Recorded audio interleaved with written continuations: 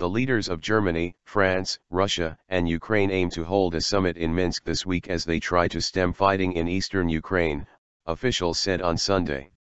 The plan for a meeting Wednesday in the Belarusian capital emerged from a phone call between German Chancellor Angela Merkel, French President François Hollande, Russian President Vladimir Putin and Ukrainian President Petro Poroshenko. Merkel's spokesman, Steffen Seibert, described the call as intensive. The aim is to draw up a package of measures that breathes new life into a much-violated September peace plan. Seibert and the French government said preparations for the summit will take place on Monday in Berlin, without elaborating. The leaders expect that their efforts during the Minsk meeting will lead to the swift and unconditional cessation of fire by both sides, Poroshenko's office said in a statement. Putin also confirmed that a summit was being planned for Wednesday in Minsk, but said it might not come about. We will be aiming for Wednesday, if by that time we are able to agree on a number of the positions that we recently have been discussing intensely, he told journalists in Sochi during a meeting with the president of Belarus, Russian news agencies reported.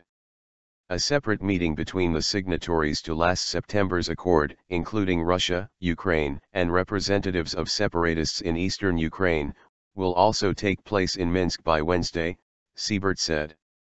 Before the summit, Merkel, who met Friday night in Moscow with Putin, is scheduled to meet with President Barack Obama in Washington Monday on a previously scheduled trip. US Europe rift. At an international security conference in Munich, U.S. Secretary of State John Kerry said the U.S. and its European allies are united in our diplomacy on Ukraine. He said the U.S. supports efforts by France and Germany to produce a new plan to end the conflict that is now raging in East Ukraine.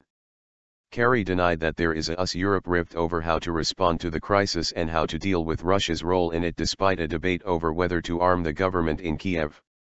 There is no division, there is no split, Kerry said. I keep hearing people trying to create one. We are united, we are working closely together. His comments came amid reports of a deep transatlantic rift over the Obama administration's consideration of providing defensive weaponry to Kiev.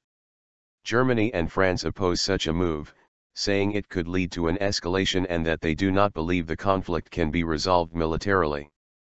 Russia, which is accused of supporting separatist rebels in eastern Ukraine, has said the introduction of US-supplied weaponry will have grave consequences.